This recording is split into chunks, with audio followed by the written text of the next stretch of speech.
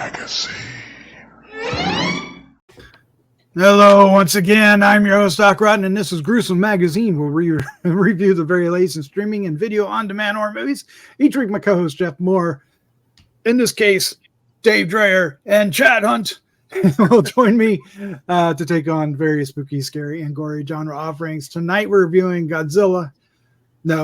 Monarch, Legacy of Monsters, episode 7 and 8, which is about Monsterverse, including Godzilla. You're not celebrating early, are you, Doc? Happy New Year.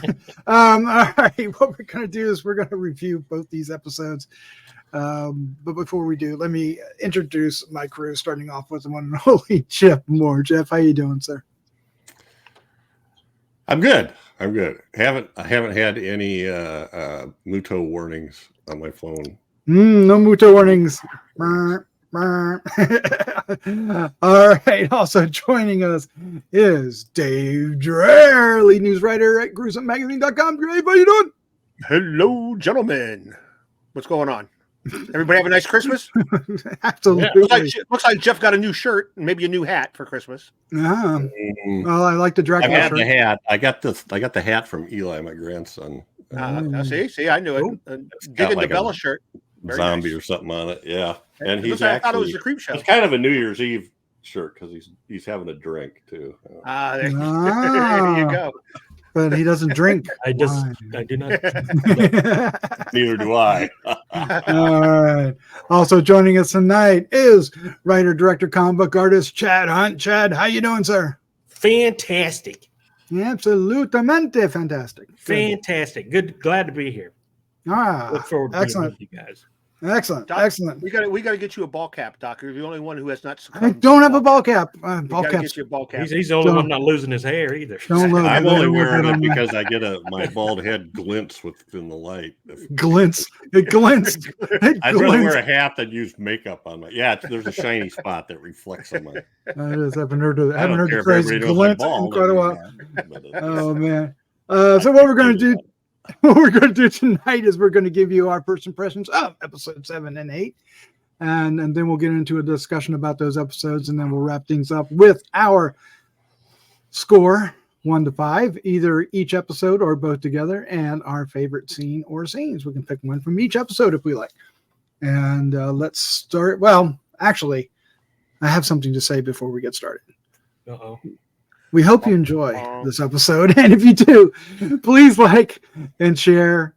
And what else? Subscribe. Subscribe would be awesome. Subscribe would be, yes, that would be a great New Year's present for all of us, wouldn't it? Indeed it would. It made me happy. And of course, every click helps us find more horror fans just like you. Just like you. Or Godzilla fans. Or Godzilla fans. Or Kaiju fans. Or all right. Even. Monsters Monarch, Legacy of Monsters, AppleTV, beginning November 17th, 2023. Of course, these two episodes came out in late December as we are approaching the end of the year. Episode 7 says, "Will the real May please stand up? Please stand up." No. May finally faces her past. Duvall and Shaw follow traces of Godzilla and Hiroshi. In episode 8, titled Birthright, the team goes back to where things all began to confront Shaw. On the brink of collapse, Monarch takes drastic measures. These episodes were directed by Hiromi Kamada and is developed by Chris Black and Matt Fraction. It's written by Mariko Tamaki and Al Letson. The cast includes Anna Sawai.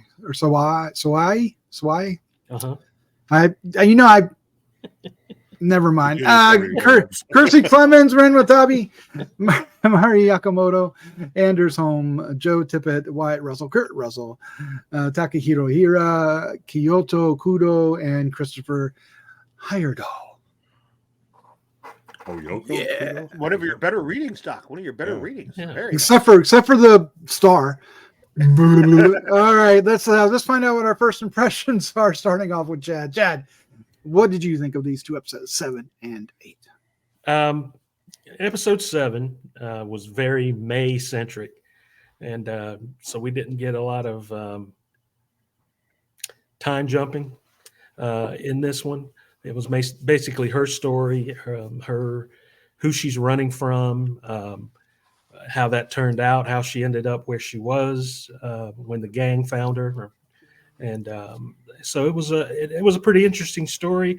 I would have liked a little more back and forth, at least between Shaw. There was some Shaw stuff in there, but I wish it would have went into that a little bit more. And the 8th episode, I really, really liked because they go back to a lot of the things we were talking about at the beginning of the season about what happened in the big tank and the monsters crawled up the rope to get Kay. Mm-hmm. And so we find out a little bit more about that.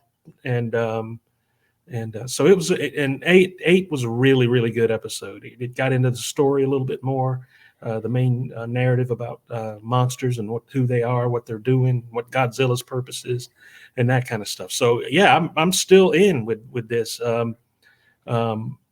It's coming along very nicely. There's only 2 episodes left, so I'm really, really eager to find out what's going to happen in 2 episodes. Yes, as we get into 2024. Mm-hmm. Oh my goodness, Dave Dreher, sir. What was your first impressions of episodes 7 and 8? I'm kind of like with Chad on this. I actually found episode 7 to be quite dull. It was very May-centric, and maybe it's just because May's probably my least favorite character of everyone we've met so far. So to have an entire episode dedicated to that just really did not interest me in any way. I really had a hard time staying involved in episode 7, but episode 8 really picked it back up again. And we moved it along at a nice brisk pace, ended with a wonderful cliffhanger. So I'm back in episode 7, wavering. Episode 8, they sucked me back in. Just when you thought you were going to get away. All right. Jeff, what was your first impressions of episodes 7 and 8? Well, I kind of agree with these guys, although I don't think I had as much of a problem with 7. I dug the backstory on her because we've known for 6 episodes that she is hiding her past, and in that she's hiding from people in her past. And so we haven't known what that is, and we find that out. So I liked finding that out, and I think it fit. We also get some developments, I think, in the characters. It's kind of like Kentaro and Kate sort of swap their attitudes for their dad. We find out some other, motives behind May. We get this stuff with, Shaw in episode 7 moves his goal forward, or his plan forward, with the Alaska opening where the Frostvark comes out. So I don't know. I kind of dug all of it, but 8 was better. And you could see things inexorably moving towards the same spot. And it was kind of neat how they did that. The flashbacks to the 55, I think it was, with young Bill and Keiko and young Shaw and their interactions and what office they were in and stuff like that. So anyway, yeah. And cliffhanger. Yeah. In fact, when that ended, I went, UMFers. Oh my goodness. Like, oh man, it's like the epitome of what a cliffhanger is. Mm-hmm, almost quite literally too. Yeah. So I'm the same. 7 being May centric, kind of exposed that May is not really that interesting as a solo character. She's better as part of the team. And the reveal of her backstory was kind of perhaps anticlimactic. I mean, it's one of those weird things where it serves the story really well, but isn't as entertaining to the audience as I think they hoped it would be. One of the cool things about 7, though, is that it starts off with revealing Tim survived the helicopter crash. So, and that provided some interesting and humorous moments as he wanders into the same hotel. I guess it's the only hotel or wherever they were, or maybe it was an airport. It was an airport, right? They went there. Yeah, went to the airport. Yeah. And he's all covered in sand and everything, and worse for wear. But so yeah, there's some character development there with our characters and him, and where he stands and everything. He's kind of the John Goodman of this series. If you go back to Skull Island, right? Wouldn't you say, Chad? So there are elements in 7 that I really dug. The Shaw part of it, where he goes kind of counterterrorism thing. I'm not really sure what you would call it, but he takes over some stuff and starts executing his plans, and they're a little more. They're larger in scope than I think we thought they would be. Mm-hmm. Yeah. Sure. The disappointing thing is there isn't really a whole lot of kaiju. There's some at the end, but not really, Titans, I guess, in this respect. But at the same time, it perfectly moved the story along. It wasn't so much or so poorly received by me that it felt like filler, because it did a job. It just wasn't really as entertaining as I wanted to be. 8 picked things up. We got more motivation, had a little more urgency. We still didn't get any real kaiju or titans until the very end, but they were creepy as hell when we did. Circling back around to our opening storyline, or the location anyway, and finding out Shaw's deep-rooted motivation, I think, is really a strong character moment, and not one that it's unsurprising, but yet fulfilling to kind of see it play out. So 8 is by far better, and it has one hell of a cliffhanger, and we also get, we'll talk about it more here in a minute, but let's just say, as we go into that other elements of the MonsterVerse were shared in this and hinted toward. And as we get into spoilers, so if you haven't watched these 2 episodes, these next 10 minutes or so will be spoilers as we go through bits and pieces of it, then come back around and find out what our scores and favorite scenes were. But let's talk about those two bits, because there's 2 major things that kind of point toward other parts of the MonsterVerse. One is, and what I forget what the guy's name is. Jeff, what was the guy's name? Well, in Apex. Yeah, it's weird. So May goes to work for this company called AET, Applied Experimental Technologies, but she gets bummed by this is in the past. She gets bummed by the head honcho, who buttered her up quite a bit when she hired her, and then didn't have the time of day for her later. And then when she tries to talk to her, it says, "Oh, we're so busy with this rebranding." Well, then later she has a phone call with the guy, and you find out it's Walter Simmons, and they're rebranding to Apex Cybernetics, which is the company that makes Mechagodzilla in Godzilla vs. Kong. And who is the gentleman that plays this character in those movies? Well, in the movie, it's Damien Bichir. Yeah, we don't get to hear him or see him in this, but that's who the characters. And then the second part is more of a lean-to. Maybe it hasn't been revealed. I think episode 9 will definitely be all about this, but Hollow Earth is definitely becoming more and more a thing. Would we all agree on that? You're on mute, Chad. Yeah. Sorry, I said definitely. It's we get to see. I can't remember. I think it was Kong versus Godzilla, where they introduced the tunnels that the Titans were using to get from one place on the planet to the other. So we're introduced in this series to one of those now. And, well, we sort of see it in the King of Monsters, because Godzilla goes and hides in one.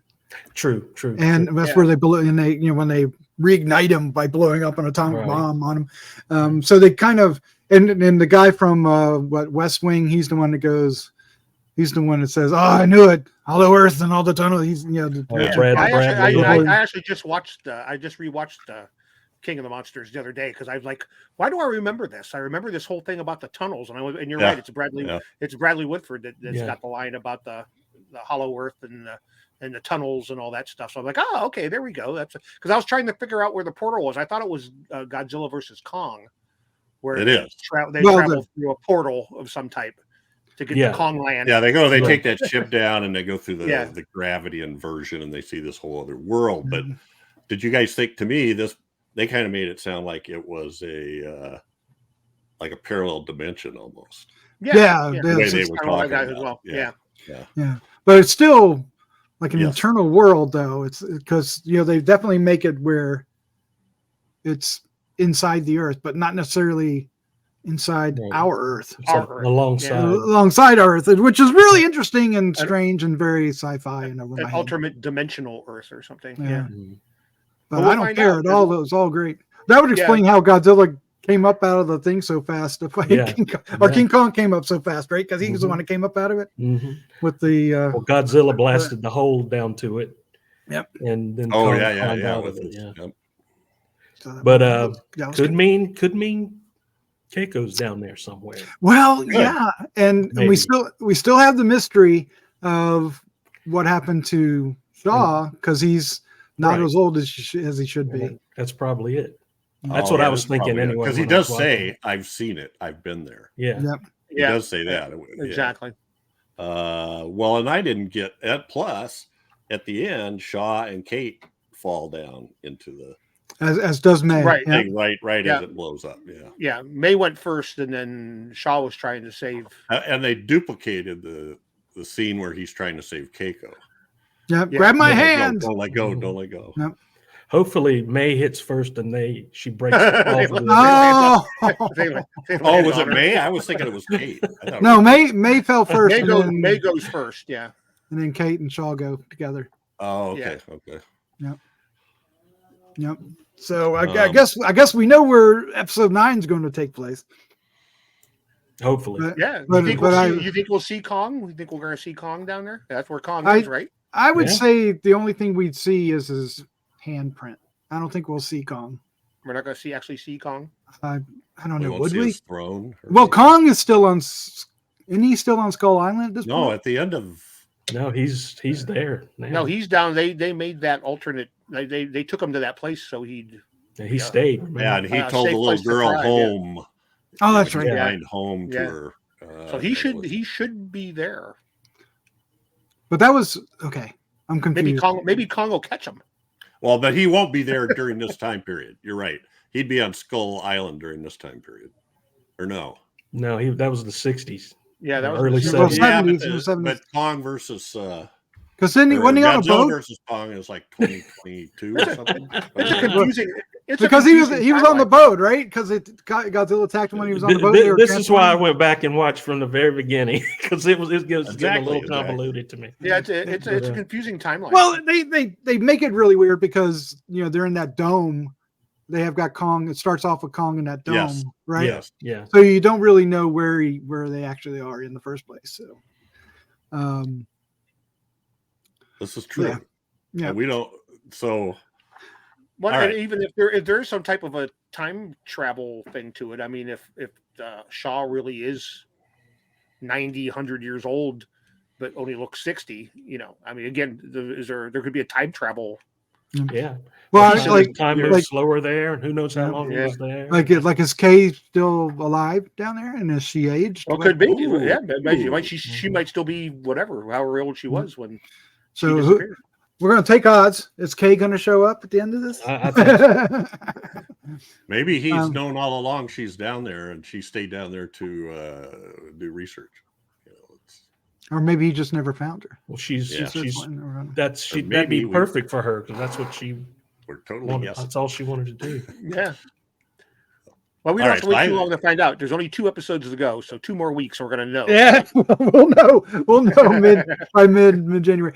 We did get one mystery resolved. We've always been wondering who, will the real daddy stand up. We didn't know if it was Shaw or Bill Randa, even though they took Randa's name, and we find out that was it Hiroshi? No, Hiroshi. Yeah. Hiroshi is actually neither of their sons. He's from her previous marriage, and he, I guess, passed away during the war. Mm-hmm.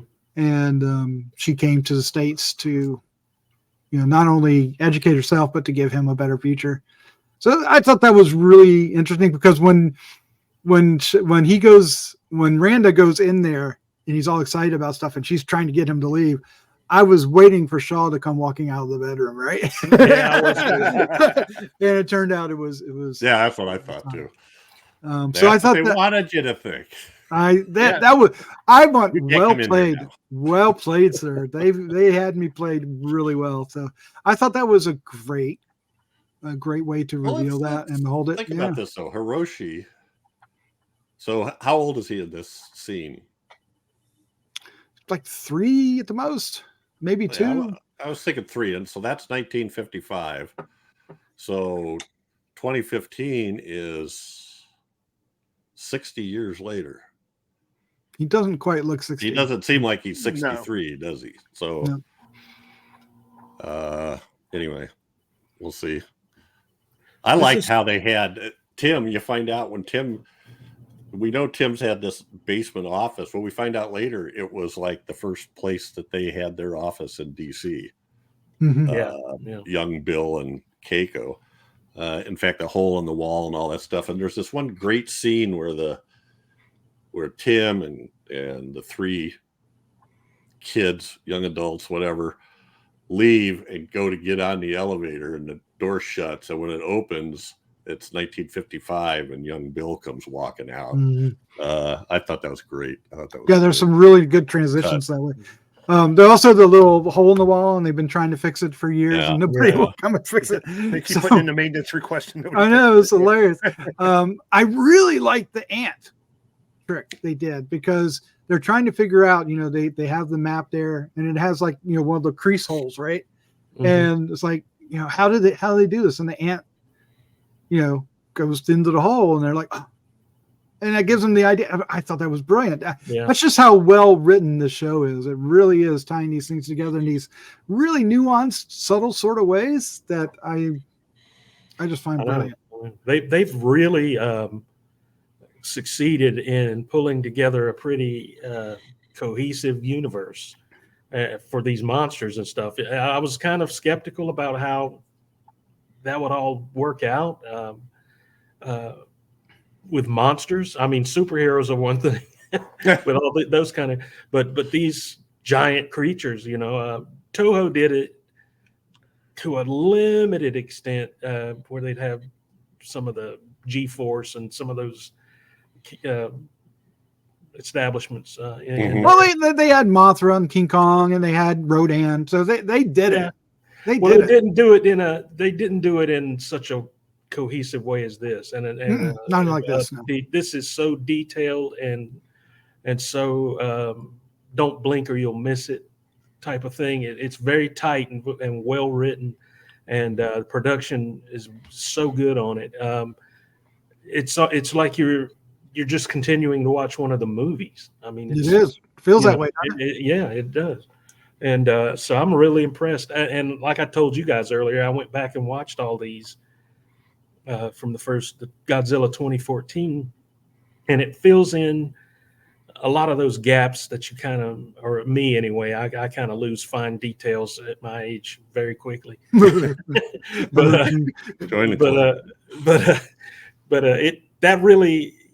I was really impressed by how they pulled this off, and have made such a great universe out of Godzilla, giant monsters.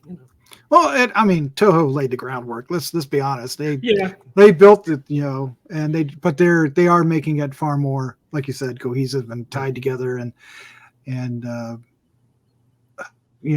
they're really establishing Godzilla as as protecting the planet, not necessarily protecting the human race, right? So much, although there's hints he might be somewhat connected to some of them. But but Shaw says right out, he goes, he keeps us that where we belong, and he keeps everything down below where They Yeah, belong. That's his job, you know. Keeps That's us where we're his job. supposed to be. Yeah. Yeah. Right. No, there's a great. I thought there's a conversation between Tim and Kate and Kentaro too, where he talks about working with their father, and that sort of explains a lot and gets them to trust him, even though that's not what he's really trying to do. But even the little story about the pencil shavings and how he would just sit there and not say anything, and he had all these. He wrote everything down and he never threw it away. And anyway, Yeah, the Tim character is pretty interesting because he's never he's at odds with everybody else in the show. Yeah. He's on his own little path, and he's not really for or against anybody. It's not as much now. I mean, he's in the. I don't know. So is Shaw right? Well, I don't know, because Shaw makes an argument that so we find out Shaw's trying to close all the portals to keep them from coming out, and Monarch discovers that when you close one portal, the other portals get stronger or wider or more powerful or whatever. More gamma rays. Yeah. Yes, and Shaw's just saying they're cherry picking the data so they can tell you the story they want. So they don't have to do anything. And this show is so conspiracy heavy on both sides. You don't know which one it is, right?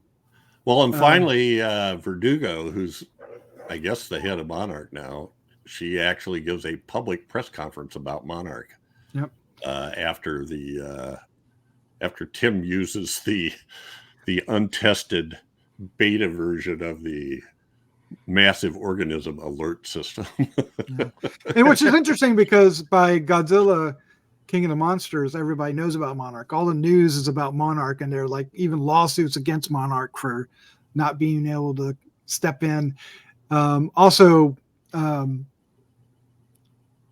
was that? I was thinking there was something else I wanted to say about that, but so that fits that, right? Yeah. And what's her name? Kate in the beginning of this show, when she's there on G-Day in San Francisco in 2014, the events that happened in 2014, she sees these Monarch symbols of people walking around, but they're not helping anybody. Right. And they're just walking around surveying and videoing and stuff. So yeah, and then of course, Kurt Russell's character Shaw has been saying it's going to happen again. It's going to be 1,000-fold. And if you watch Godzilla King of the Monsters, that's exactly what happens. Even though it's triggered by an alien. Well, no, it's not triggered by an alien. Well, Ghidorah, they found him to be an alien origin, right? So, but they released him. They released him with that device. Oh yeah, and he still would have been frozen or whatever he was. Gotcha. Anyway, so I was noticing that towards the beginning of the show, I was getting a little annoyed with Kate because once she found out her father had two families, she was all pissed off and didn't want to have anything to do with him anymore. Right. And then, but that's because her father running away from her, choosing something else, was pretty fresh in her mind from G-Day, right? He left her and her mother to go chase this stuff. So it seemed like Kentaro was the one who was more intent on finding them. Then after they have the episode in Algeria, where they see their dad, now Kentaro's on the side of screw him. He saw us and ran the other way, and she's more on the trying to work them together. So I don't know. I just found that interesting how they did that. So are we going to see him again in the next two episodes? Are we going to see Godzilla again in the next two episodes? Oh yeah, that's a given. I think. Okay. I'm willing to bet we see more than one. Yeah. Massive organism. Well, the one that we do see at the end of this episode, it looked like a rhino beetle with tentacles, right? It was really scary. I assumed it was supposed to be the grown up version of those things. Yeah. That took Keiko, and then now, have shed their skins all over the place. molted their that was skins great. all over the place. That was great. That was creepy too. I like the way Tim's like, ooh, ooh, ooh, ooh. Yeah. He looked like bugs. That's hilarious. Oh, I man. did look something. I did learn something because I'd always heard of Röntgens as a measure of radiation, and these guys kept talking about sieverts. So I looked it up. I've heard sieverts before. Well, so maybe you already knew this. Röntgens measures the radiation exposure in the air. Sieverts measure the biological effect on human tissue, which makes sense because he said whatever it was, 0.2 millisieverts was like if you experience that for an hour, it's like a chest X-ray. Yeah, Yeah. So that would be the harm to your tissue. That made sense. So. All right. Well, let's go ahead and wrap this up and give our score or scores and our favorite scene or scenes. Chad, sir, you are up first. Okay. Episode 7, sort of like was a record scratch in the series, a little bit for me. All the stuff that was revealed in there, I think, could have been drawn out over as they're telling the story a little bit more. It just took me out of it a little bit, but except for a few scenes at the end and everything. So I'm giving that one like a 4. Okay. And maybe a tad under a 4 even. I didn't feel like I was watching the same show, basically. And so I give that a 4. I don't know if I had any favorite scenes in that in that episode, but 8 picked back up again. 8 was amazing, and that's definitely a 4.75 to me because it brought everything back in focus, and we learned a lot in this episode. And my favorite scene was when Shaw came back in and told the general, well, we didn't kill it. And the look on the general's face was like, it was priceless. I love that. I love that scene. It was such a great exchange between those two. I'm surprised it didn't have anything to do with any monsters, but it was that gave me a big jolt of like, yeah. Oh, that's great because he hands them this big folder of shit, but all they really need to go was, we didn't kill it. We didn't kill it, and he immediately took that seriously. There he goes, come with me, come with me, yeah, come over here. But yeah, that's me. Is it corroborated? And he wanted to make sure it was real. And yep. Yeah, I saw it myself. It's like, whoa, no, Dave. What's your score and your favorite scene? I think Chad and I agree on 7. It was definitely a hiccup in the storyline. I really don't have a favorite scene from that one either. I'm not going to be nearly as generous as Chad was. I'm going to give it a 2.75. Oh, wow. Okay. It did nothing for, unless we get something in these last 2 episodes that showed us we needed to know that about May. What was the point, right? Yeah. So that, and the good stuff we did get could have easily been rolled into episode 8. Mm-hmm. Not that I want to see one less episode, maybe just one better episode. So that one, we're just going to move along. But 8 definitely back on track. Loved it a lot. I liked all the different character development we got. I like where we're at heading into episode 9. My favorite scene in episode 8 was kind of just a small one. It was a little bit of a drawn out one, but it's when the kids, or the young adults, as Jeff said, and they go back and they're going into that office again, and they're just kind of unimpressed with with what's there, and then they go into that other room, and they say, here's your legacy, and it's all technical and awesome and everything else. I'm like, yeah, there you go. That's what we're talking about. Yep. I don't know, just something about that scene I enjoyed. So that's it. I'm looking forward to. I have a feeling these last 2 episodes are going to be kaiju heavy. I don't know if we're going to see too much more Godzilla, but I think we're going to be definitely kaiju heavy and kind of otherworldly, because I think we're going to be on the other end of that portal somewhere. Mhm. And I'm curious to see what's there. I am too. I am too. Jeff, what was your score and favorite scenes? Okay.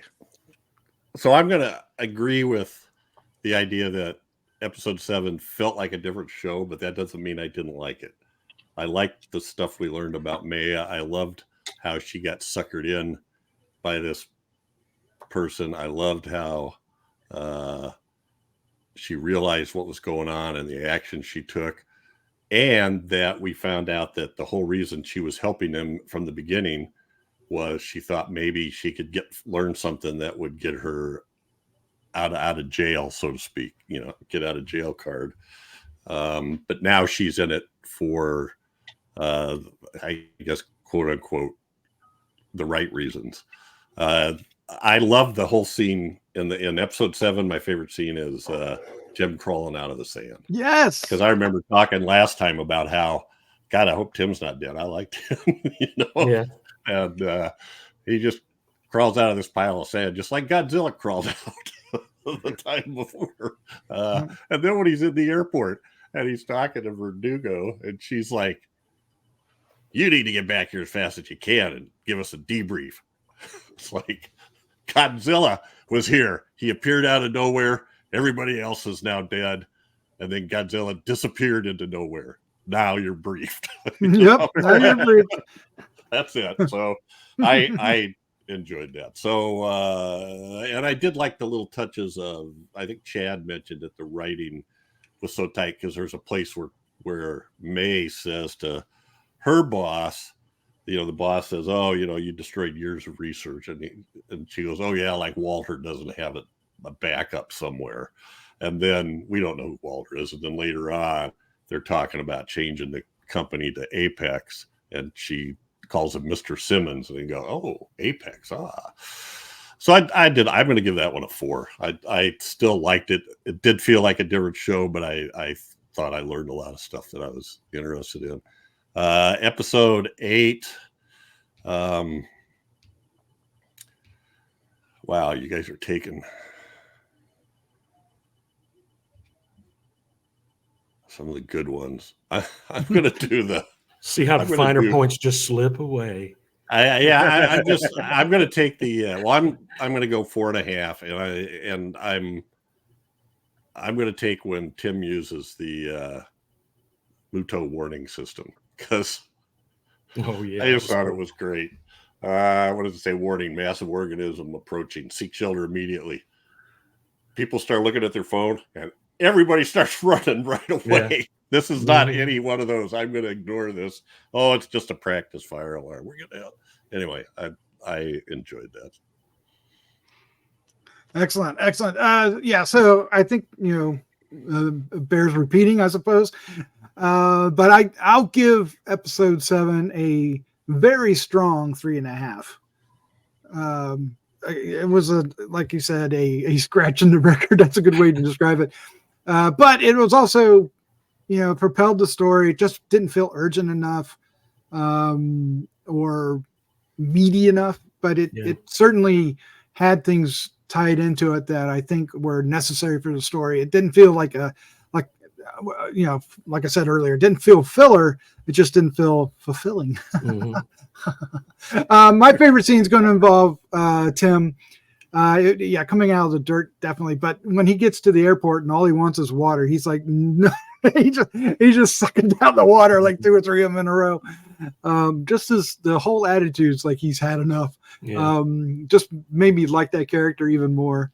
And then he was able to, convince them differently than what they were thinking. So yay on him. He's become a much stronger character with episode 7 than he was in the previous 6, I thought. It firstly gave him some depth. He wasn't, just the bad guy or the goofball, right? He actually had it's easy to be stereotypical type of characters, and he was anything but. Nope. The May stuff was perfectly fine. It just didn't tickle me as much as I wanted it to. So, did you? Yes. No, go ahead. Well, did you notice how when they all got together and they sort of like saved May, I guess, and they were riding, and Kate reaches up from behind and puts her arms around May. Mm-hmm. That Kentaro's sitting back behind, and he's looking at him, and he just kind of smiles and looks out the window. So, you could have thought he was hurt because he had kind of a relationship with May at one point, but apparently that had fallen apart. But anyway, I just thought it was nice. They let us know there was no friction there. Yeah, but there is a hint of something else going on there too. So that there might be some attraction going on, which is fine. I with May and Kate. Oh, absolutely. Yep. So episode 8, 4.5, back on track. Really loved it. I'm going to take the cliffhanger at the end just because nobody else has, because that was, I couldn't believe they did that. It was unexpected for sure. I May going down there, I was like, okay. But then 3 of them going down, and I was like, oh my gosh, okay, well, this is the storyline then. This isn't, they're not going to do this and then, not follow through with them. So, and it's like, do they have enough to set up a second season? Could they? Oh my gosh. Oh heck yeah. I thought sure they were setting up to duplicate that scene with Shaw and Keiko, and that he would save Kate. Save her, right? Yeah, but he goes with her, which do the Spider-Man thing, right, Chad? Yeah. from the Green Goblin saga. Yep. One more day, right? Really. Well, not from the Green Goblin saga. Mephisto. No, none of that. Are you sure? It's the Andrew Garfield. What the hell are you talking about? So in Amazing Spider-Man, Andrew Garfield couldn't save Gwen. Oh, the movie. But the movies, but in No Way Home, he's able to say MJ. And that was a very heroic, very touching moment. Anyway, so we didn't get that. They went a different route. So yay. Yeah, the movie, Chad. Sorry. The comic is a totally different thing. Well, there you go. That's our look back at episodes 7 and 8. Now we have 2 episodes left as we go into January 2024.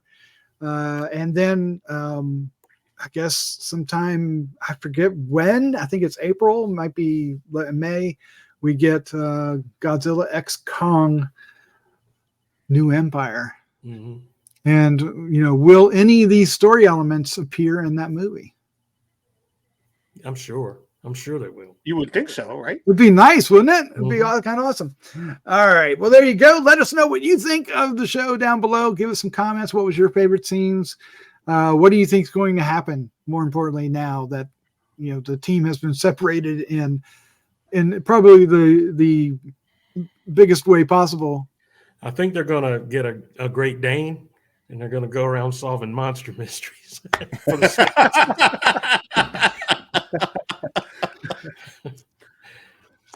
In another dimension. Just watch.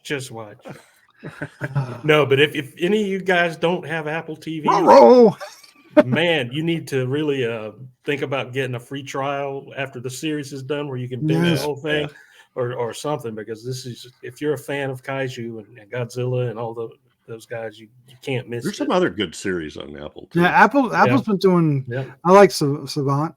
Or Servant, rather. We call it Servant because it's funny, but it's a servant. It's like Target, right?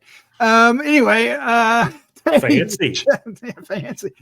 Dave, Jeff, Chad, thank you for joining me. This was a lot of fun. Thank you. Thank you, Doc. Good to see you guys. Fancy. All right, let's get out of here. Let's say goodnight. Am I holding my pinky up right? Show me the way to the next whiskey bar. Okay, that's it. That's it. Good night. Cut.